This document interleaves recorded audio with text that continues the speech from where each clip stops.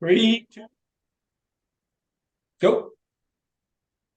Welcome to One Work, 5 Questions with Dave Dietrich and Dr. Mark Holacek.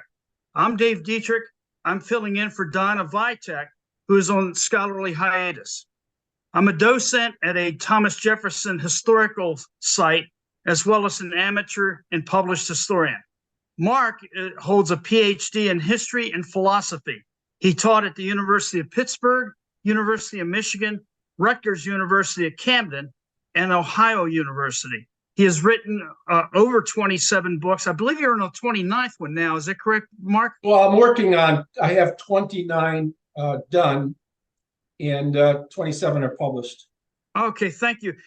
27 books published, 29 in the total that are in the works, including the ones that are in the works, on the life and times of Thomas Jefferson. And Mark is a prolific author, and he has written on several subjects that are applicable to Thomas Jefferson and his life and times. I would correct you instead of life and times and say the mind of Thomas Jefferson, because my interest is more philosophical than historical. And as I always call myself, an analytic historian, meaning I like to look at what we're going to do today, for example, look at something he's written and analyze it and correct past historians' mistaken views of it, if indeed they have mistaken views of it. Okay. And did I throw you off? Is the loud shirt getting you? Is that the idea? The loud shirt's just too much today? No, but I was wondering what the connection was between Hawaii and Kansas back there. Well, that's Ukraine. That's the that's the steppe, the Ukrainian. Oh, okay. The grain that the grass is, and I'm surprised. Hey, that's the Ukrainian flag, Dave. You recognize Where is it? Okay, I see it. The gold like and the blue. Yeah, some people think Clever. That's how they came up with the colors for the flag. I don't know. I don't know if anybody knows. Anyways. Yeah. Clever. Huh. Anyway, today's issue deals with episode 67, Jefferson's arguments for religious freedom as portrayed in his notes on the state of Virginia, and specifically in query 17. And so just by introduction, for the people who are tuning in that may not be familiar with that, query 17 of the notes on Virginia is simply titled religion. So you go to that book and you'll see that TJ has identified that as religion, or at least the subsequent authors. Begins with a preface of the history of religion in Virginia. Pretty straightforward. Jefferson then discusses an account of the current state of religious matters in Virginia in his day. Now, again, we're talking about the mid to late 18th century there. What is most eye-catching, however, is that the lion's share of the query is devoted to arguments for religious freedom. And that is the subject of today's 67th episode. So without further ado, Mark, I'm going to ask you question number 1. Let's rock. And that is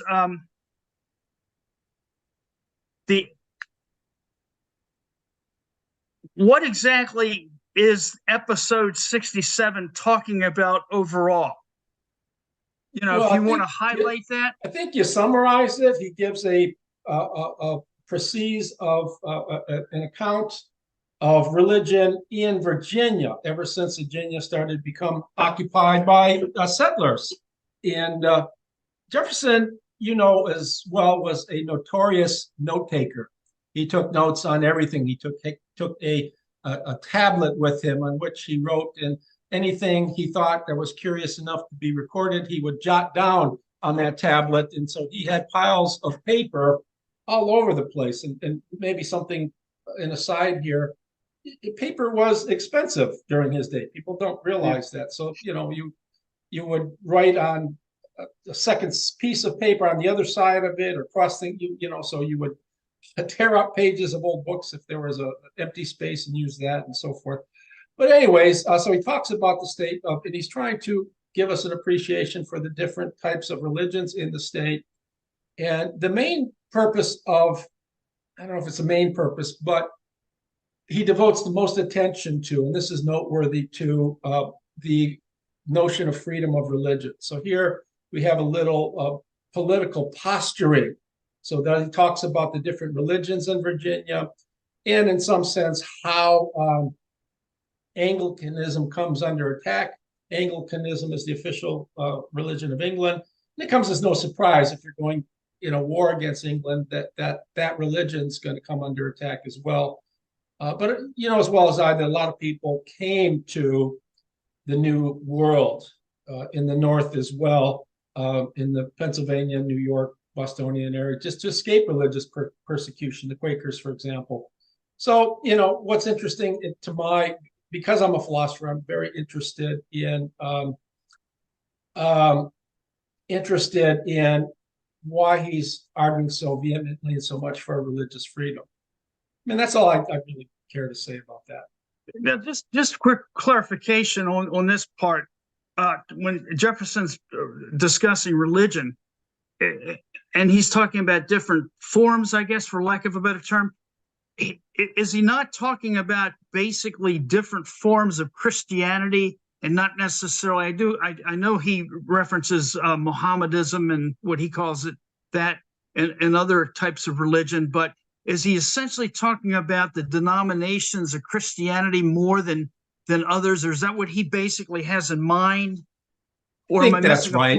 I think that's right. Nonetheless, everything he has to say since his discussion on the arguments for religious freedom include, in some sense, a defense of atheism. What he has to say is applicable to all sorts of religions as well. Belief or non-belief, yeah. Even if they're not Christian-based. Jefferson is a Christian in some regard, as he regards Christ as the great ethician,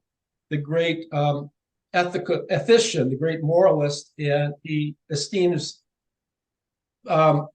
most sublimely the thoughts of Jesus that are expressed in 4 Gospels ahead of even the ancient philosophers whom I studied all my life. So, I mean, he's certainly, highlighting the various sects of the Christian religions, but what he has to say is applicable to all sorts of practices of religion. Yeah. Anything else you want to add on that? No, nothing. I mean, we can go on to the next question. Okay. And I'll begin with the request for some account of the state of religion in Virginia, according to TJ. Can you summarize, and maybe some of this has already been discussed, but anything more about his view of the overall state of religion in Virginia? No, I mean, he's a cataloger. He's interested in giving a sort of giving an analysis of what religious sects were in extant in Virginia in his day, and how they morphed over time, and the demise, not the demise, but the more abundantly perhaps of Anglicanism. So he's just trying to give some, he's a cataloger in many respects, trying to give an account of the various religions of the times, not trying to argue for or against anyone or one's better than the other. That's all he's trying to do. You remember Francois Barbé-Marbois has asked 22 questions that are applicable to every state of the 13 states, and Jefferson gets these questions and he responds with 23 queries. He rearranges everything. So it's he's just trying to give a catalog. He has nothing. So what really is important when he gets to the arguments for religious freedom? I just find that fascinating that he would even begin to entertain that topic in that period of history. What maybe a lot, if not most, of our readers and listeners might be unfamiliar with is that Virginia, during its when it was dependent of the British Crown, the state religion was Anglicanism. Why? Because George III was Anglican. That was it. End of argument. And, Presbyterianism and other forms of Christianity that were operating at the time were doing so, but they were doing so illegally according to the British Crown. And here you got Jefferson discussing them. I mean, that's amazing when you think about it. Well, the amazing thing is religious freedom.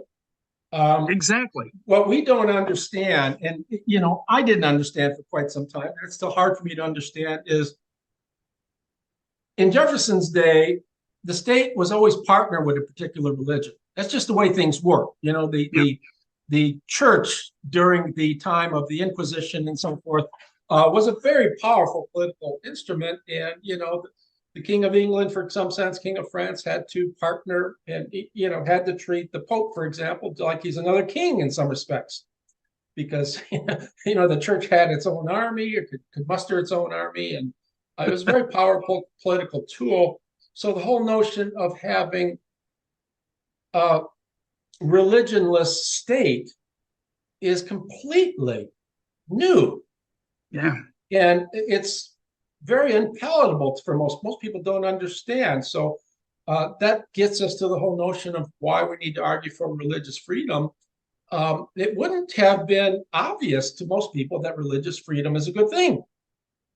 Yeah, the state should exactly. have one particular religion. Otherwise, there's chaos. I mean, the idea would be if you allow all religions free expression, there's going to be religious chaos, and it's going to sneak into, filter into the political expression of some sort. The chaos will. Yeah, exactly. Careful reading of the query. Again, we're talking about query 17. Shows an almost overwhelmingly large number of arguments, one after another, for freedom of religion, mainly. And what is TJ trying to do here? Well, I've toyed with this in many books. I have written, let me try to share screen here, wherever this is, and show you. I have written 2 books on one called The American Messiah, Surprising Simple Religious Views of Thomas Jefferson, and another book, which I will show shortly, called Thomas Jefferson's Bible with Introduction and Critical Commentary. And in doing so, I have it occurred to me that people that write on Thomas Jefferson religion were really radically messing things up. Jefferson's views to me were always very simple. I'm not going to get into the details, but he thought, the essence of religion was love God, number one. This is what Jesus taught, and love your fellow human being. Then he sneaks in there in a letter, 1820 letter, be truthful, right? Always be truthful. So love God, love other people. And he says that's the essence of all, legitimate religious sects. So in some sense, when he's talking about religion, he's talking about a naturalized religion, namely that one would be comfortable, someone who's not religious in the sectarian sense at all, as long as you believe in love, like the deists were, love God, love your fellow human being, know that there is a God, and love your fellow human being, and act like you love both. So it was as simple as that. So it's very strange to me that he would want to come up with so many. I mean, when I looked at this and studied this, and being someone who has taught logic, over the decades, for 3 decades, there's so many arguments to unpack. And within the arguments, there are sub-arguments. And Jefferson doesn't flesh these arguments out at all, at least not, he's throwing out argument after an argument. And sort of you find in the days of Cicero and the Roman and the early Greeks is sort of an argument from swamping, right? And from logic that if I have one good argument for something, I don't need to give another, right? And I take the Sally Hemings thing. If you want to say, well, Sally Hemings, if I have a really persuasive argument that Jefferson had an affair with Sally Hemings, I don't need to say anything else. There are no persuasive arguments out there, but it's funny that Monticello has 10 separate arguments. They're doing something similar to what Jefferson's doing. They're sort of swamping. It's sort of like, well, here's a pretty good argument, but if you don't like it, I'll give you another. You don't like that, I'll give you another. Somewhere along the line, I'm going to overwhelm you. You're just going to say, yeah, we need to you need to buy into religious freedom because you're sort of drowning me with arguments. But that was practiced in his day, and strangely, it's still practiced in philosophical circles today. And it always caught my attention. Well, you've given one really good argument. Why do you have to give others that are not so good? It doesn't change. It doesn't affect the good argument. The good argument's still a good, strong argument. Adding other weaker arguments is not going to make the strong argument stronger or whatever. Just leave the one good argument for something alone and go off to another topic. But, that's all I want to say. So one thing that struck me is that Jefferson is engaging in this sort of swamping enterprise, and why he's doing that, I guess, like what other people would do, throughout history, is I'm going to give you one argument. You don't like it, I'll give you another. And somewhere along the line, you're going to latch on to one of them. There's kind of a connection to that. Do you think that there might have been a separation between Jefferson's analysis of the state of religion in Virginia in his day, and his personal private views of religion? Did he separate them, or did he not? Or do we have any indication one way or the other? Just something I kind of thought. He separated them big time. That's what I say that because feel. Even upon his death, his family did not know his own religious views. And in a 1787 letter to nephew Peter Carr, this was 1789 letter, later letter. He writes two very important letters to Peter Carr. This is one in which he talks about 1787, excuse me. I'm right. That's the later two. He talks about Peter Carr studying religion. And he tells him to, in the letter, look at the existence of God. If you find, arguments for the existence of God, that's fine. If you find that there are no compelling arguments, then you'll be motivated by the principles of morality to do good. And then he looks at Jesus and says, some people think Jesus was the Son of God. Some people think he wasn't. He was just a good moralist. And he doesn't say, and I'm one of them. He goes, you'll need to study that for yourself. And if you believe in a life after death, that would be a great inducement for you to be moral. If you don't, well, there are other inducements to be moral. It says nothing about what he believes. And his writings are just suffused with the whole notion that religion is a personal affair. I think he took it very seriously.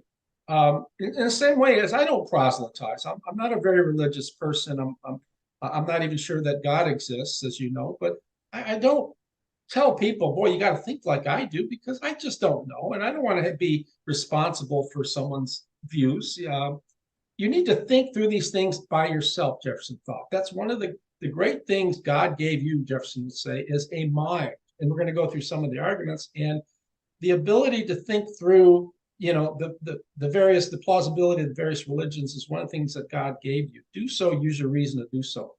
If you use it correctly, I think Jefferson said, if you use it correctly, you'll come to see what I'm saying is roughly right. Love God, love other people. Anything else you want to add in terms of the more noteworthy arguments before we move on? Is that question 3 you're talking about? Yeah, exactly. Yeah, I haven't even talked about it. I'm going to devote some time to this because he gives a number of letters, a number of arguments, the right to freedom of mind, that God gave us with a mind, and our conscience. We are responsible to ourselves for how we think and what we judge. And, these are our rights, and God gave them to us, and government can't take it away. He gives an argument. I'm just making up these argument names. He gives another argument called the argument from injury. This is one that got him in a lot of hot water. He says, legitimate powers of government extend only to such acts as are injurious to others, but it does me no injury for my neighbor to say there are 20 gods or no God. It neither picks my pocket nor breaks my leg. A lot of people, religionists, responded hostilely to this, and says that they said, well, Mr. Jefferson, if you tell people there is no God, then people will be breaking your leg and picking your pocket. So it's a sort of strange argument. It's correct to say that, if I think that there's no God, it's not going to hurt. It's not affecting governmental decisions. There's an argument from constraint, right? And he says constraint may make him worse by making him a hypocrite, but it'll never make him a truer man. So in other words, if government constrains me in such and such a way, it's not going to affect things either way. It's going to keep me from believing, it's going to keep me from acting a certain way, but it's not going to change my beliefs. So the will is a very important thing here. I can get you to change your behavior. I can force someone to beat you up if you don't act in such and such a way. That's not necessarily going to change your mind. I can force you to utter things that are in disagreement with the way you believe, but that's not going to change your mind. I can force you through chemicals to change your mind in some sense, but that's really not changing your mind. That's a chemical-induced reaction, right, where you're not yourself. And then we have an argument from removing error. He says, reason and free inquiry are the only effectual agents against error. Give a loose to them, they will support the true religion by bringing all the false ones. Now, he's not saying that there is any true religion, by the way. Notice that. He's just saying if you there are 1,000 or so religions. If you let reason decide the issue in an environment of freedom, reason will be able to pick apart the false religions, the pretenders. And then you'll have a pocket of true contenders to consider. But notice the argument is consistent with all being pretenders, all religious sects being pretenders.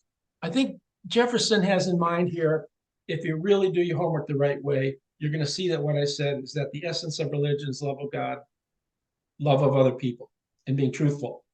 And that has nothing to do with belief in metaphysical entities somewhere in the sky, belief in a place where there's a lot of fire down below, where that's supposed to be. I never could figure that out. I've always been astonished, too, that you always taught when I was young that anywhere on the planet you dig a hole, you ever notice you wind up in China.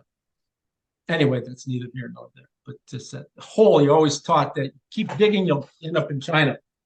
So China seems to be everywhere at the same time. Argument from precedents. He says, had not the Roman government permitted free inquiry, Christianity could never have been introduced. He thinks much of Christianity as preached by Jesus, not the Christianity which preaches that Jesus is the Son of God, Jesus performed miracles, there's a life after death, and things like that.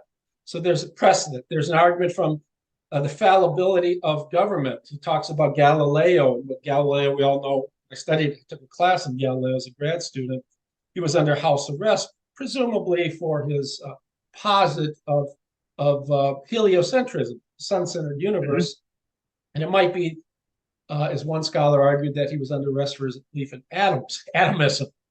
Right? It wasn't a very popular view of the time, being a materialist and not a physicalist and not a spiritualist. He talks about the difference between, the Italians and the French, where the Italians persecuted Galileo for having different views of the physical universe. Galileo said this wonderful letter to Christina. He said, got the people in the church pissed off. He says, the church's job is to tell us how to get to heaven, how to go to heaven, not how the heavens go. You can imagine that the Pope and everybody, when they heard that, really loved that. There's an argument from authority. If you're going to allow some expression for any one religion, who's going to decide what religion that should be?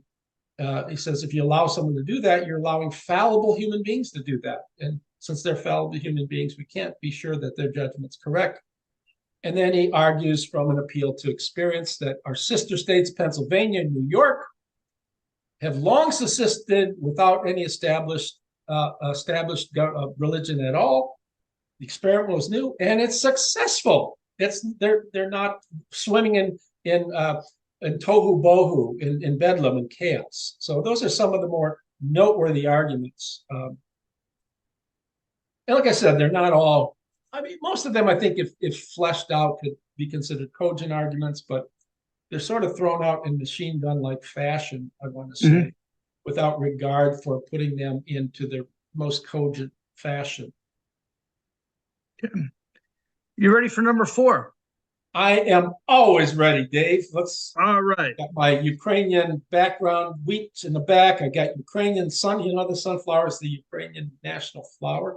Did you know that Ukraine is, I think it's the #1 exporter of sunflower oil in the world? Oh, okay. All right. Wow. Throw that in. Has nothing at all to do with Jefferson, but what the hell? Hey, My little TJ. Jefferson. Well, we got some good sunflowers in Virginia. Yeah, I grow some of them too. I have a nice sunflower garden every year.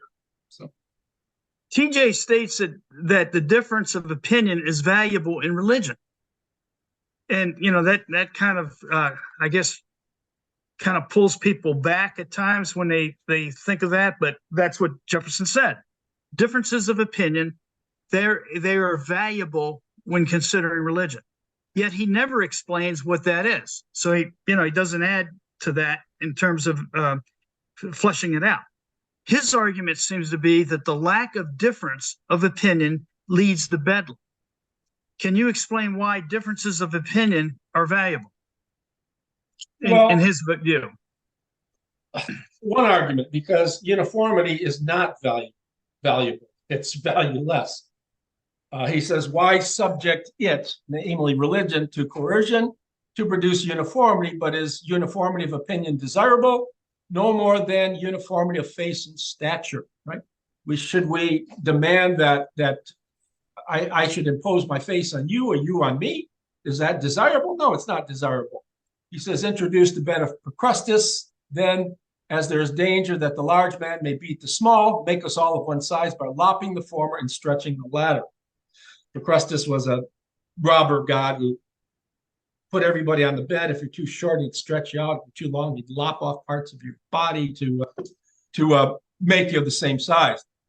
Then he argues that variety, he says, difference of opinion is advantageous in religion. And he says, if only because uniformity is an unattainable ideal. And he talks about the history of Christianity. Millions of innocent men, women, and children since the introduction of Christianity have been burnt, tortured, fined, imprisoned. Have we advanced an inch towards uniformity? No, he says. What's been the result? To make one half the world fools and the other half hypocrites, right? So uniformity is a bad thing. Again, we get another argument for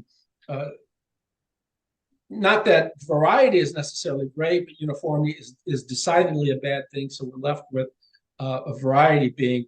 Then he talks about the impossibility of imposing uniformity. He says, let us talk about the planet having 1,000 millions of people and talk about 1,000 different systems of religion. He says, if there's one that's right, how are we going to impose the correct religion on the other 999 religious sects that don't agree? What's the plausibility of that? And that's just not going to happen, Jefferson said. So we are, in effect, reduced to acceptance of freedom, an environment that's free, and the use of reason to decide the issue, right? We can't force the issue, right? Because it's just an impossible. So free inquiry must be indulged, and we need reason as our means of persuasion. Yes, you were citing Jefferson and his beliefs on freedom of religion. I kept thinking back at the history of France and the time of the age of Louis the 14th, the Sun King, when his religion was Roman Catholicism, and I'm not trying to badmouth Roman Catholicism. I'm just stating a historical fact that that was the state religion because that was his religion, and if you were a Protestant Huguenot, you were going to be in for some tough times, and that led to a certain degree of forced uniformity, which arguably eventually led to the Jacobin Revolution. And so that's I know that's complex in and of itself, so it wasn't just related to that exclusively, but it had a major impact. And history he lost really his head for one that. thing. That's not a good thing. I'm sorry? I said he lost his head for one thing, and that's not good. Yeah, exactly. So yeah, anyway. So what you're saying again, you're basically reinforcing what Jefferson said, that exactly we've seen all the bad that state-sanctioned religion has done over the years, and we've seen nothing good. So, it's the same thing for his argument for Jeffersonian republicanism. He says, we don't know that this is going to work, that elected officials to decide issues for us, that people that we elect, and that we don't know that this is going to work. But we do know that all other forms of aristocratic governments have not worked, at least insofar they have not met the interest of the people.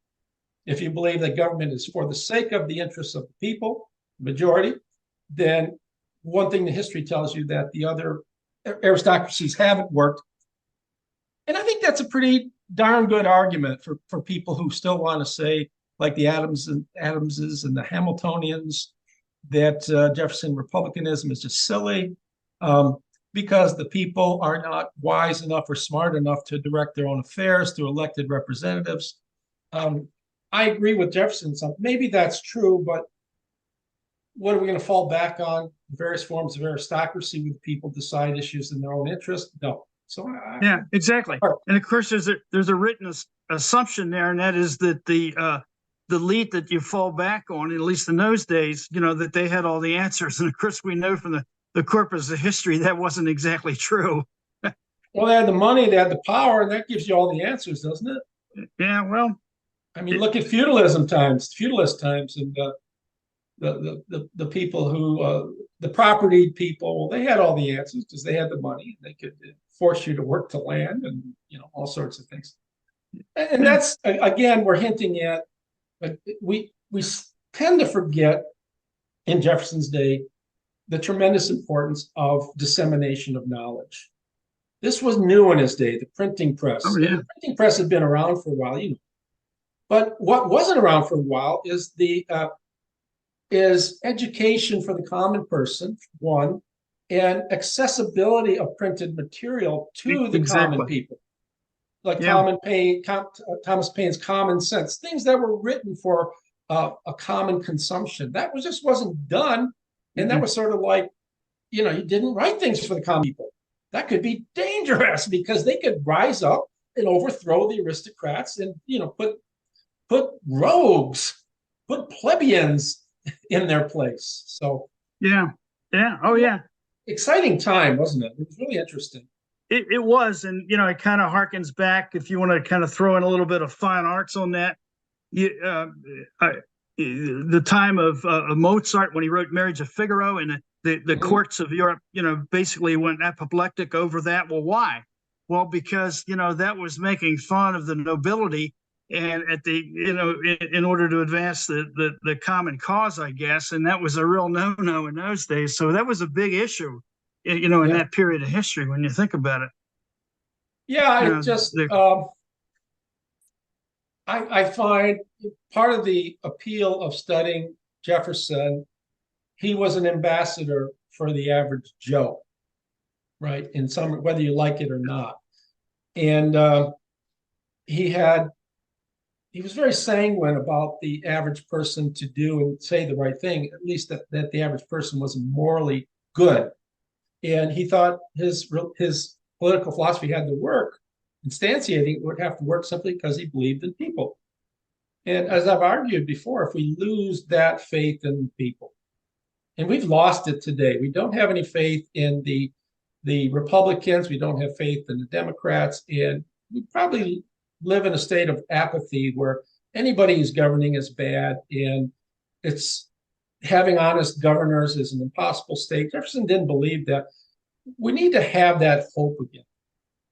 We need to, the only way we're going to save our country and get it back to some sense of decency is to believe in ourselves and to be responsible and to be participants in government. Jefferson said you have to participate. That goes back all the way to Plato. So Jefferson was a very optimistic person, and it's a joy to study someone like him, which pains me greatly when people are tearing him apart, because he was an ambassador for all of us. Is it fair to say that he was cautiously optimistic as opposed to being a Pollyanna? about human nature and particularly the common man. Yeah. Is that fair? Yeah, that's right. Because, again, he wasn't sure that what he was saying was right, but he did believe that people had a moral sense, and because of that, we were genuinely good. But he did, like Hume and other moral sense and moral sentiment thinkers, think that even though we knew the right thing to do through feeling, we often didn't do it because through persuasion, through reason. We were persuaded by reason not to do the right thing. So reason wasn't always a good thing for Jefferson. People who, some people say, when I said Jefferson really wasn't as much of a rationalist as you think, they say, oh, that's not true. He's part of an enlightenment. No, but look at Hume, look at all the moral sense theorists. These people talk abundantly about distrusting reason, and we know it can be put to bad use. It be corrupted too easily. Reason works nice when we're talking about triangles, geometry and trigonometry. But when we start talking about politics and morality, reason can be put to some egregiously bad uses. Amen. Absolutely. I hear you. All right, we got about 4 minutes and one question. I think I can. And this is I've been waiting to hear this one because I've been pondering this one for the whole week. You have maintained that TJ was no defender of religious freedom, but of religious toleration. Can you explain that, please? I can. And there's one sentence here and several sentences in others when he talks about New York and Pennsylvania. And he talks about, okay, they have had religious freedom, and look at the effect. Now, he's not arguing for anything great that has occurred because of religious freedom, but nothing bad having happened. And then at the very end of everything he describes, he says, they, people of Pennsylvania, New York, have made the happy discovery that the way to silence religious disputes is to take no notice of them. Very powerful sentence, which means, and I have a whole section in my book, The Surprisingly Simple Religious Views of Thomas Jefferson, that Jefferson did not think freedom of religion necessarily was a good thing. He thought lack of freedom of religion was a bad thing.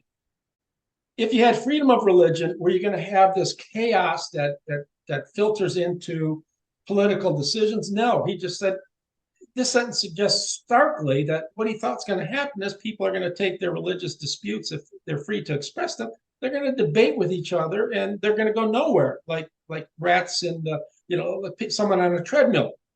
So let them sit there and talk about how many angels you can fit on the head of a pin.